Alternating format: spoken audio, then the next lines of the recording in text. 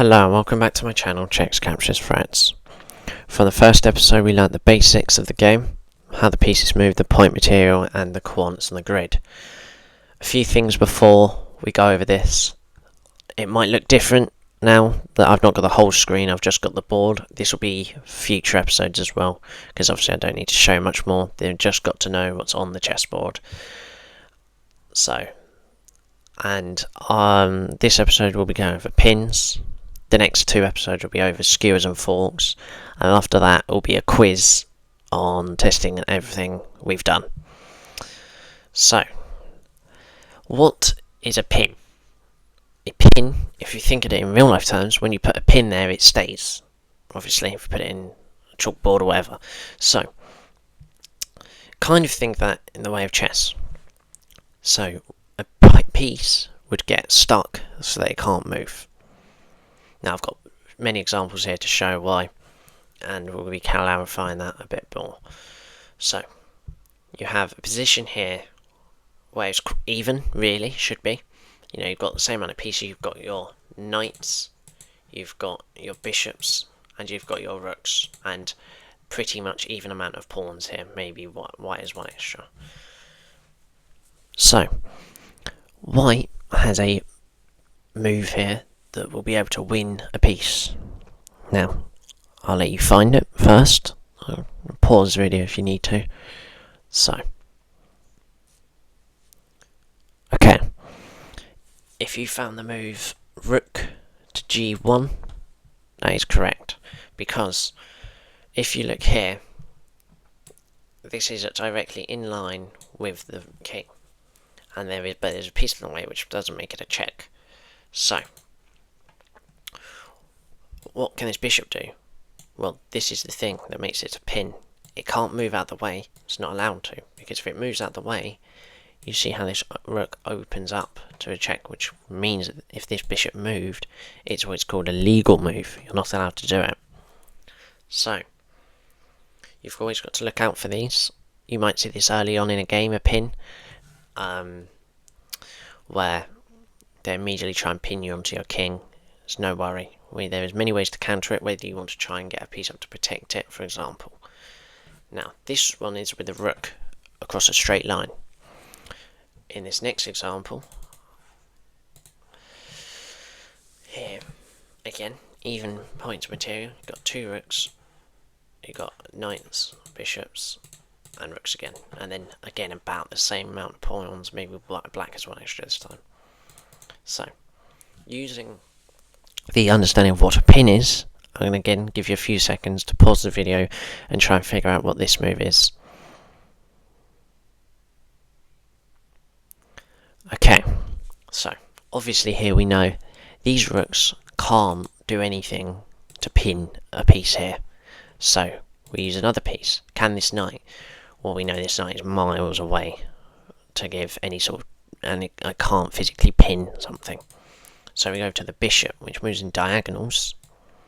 Now, if we move it over to what we call bishop to c4, using the coordinates again, you see how this attacks the rook, obviously, but obviously also goes directly to the king.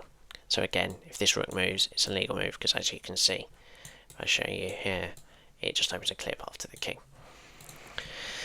It's another clear way of showing that you can use at least these two pieces in a to a pin. You can also use the queen, because obviously the queen does straight lines, and these are just two pieces that are used commonly.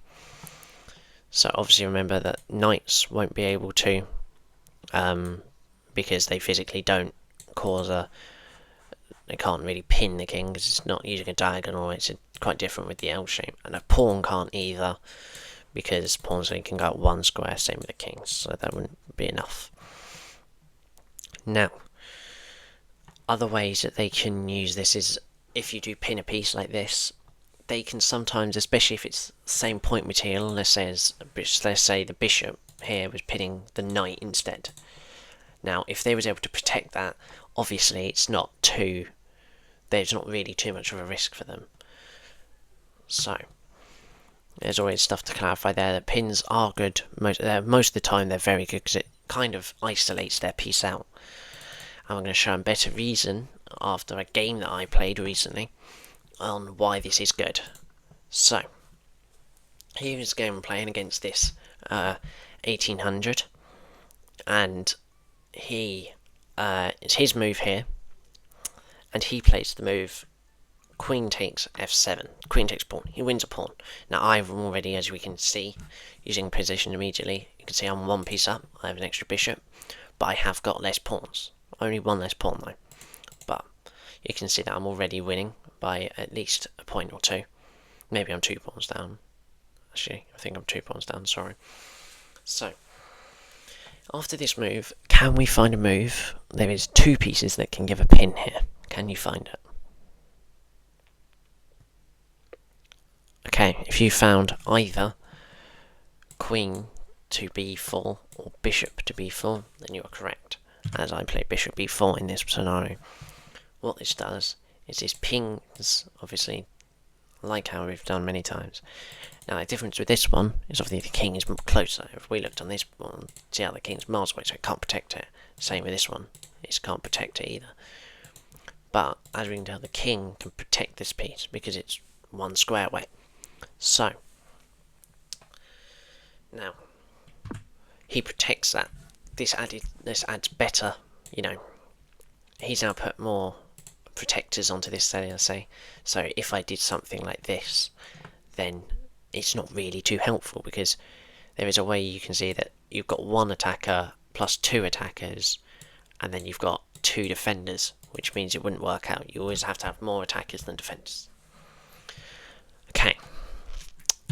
So, I attack this queen. This is like an in-between move, you can call it. We stop worrying about the threat, obviously. What you'd want to do here is, as my channel name is, checks, captures, threats. What checks can you give? What captures can you do at this scenario, and what threats can you give?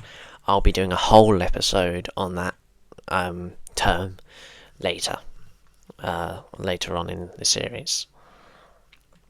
So, after these next few moves, he moves the king back. Now, over the course of these next few moves, you're going to see how we're able to use this pin, because he's stopped an attacker, to help. So, instead, right, what I did here is I did bishop takes here. Now, what this does is it's check. I'm technically winning a piece, but after he captures back, there is obviously better moves before I might have missed, but this helped. This is just to show how the pins were used.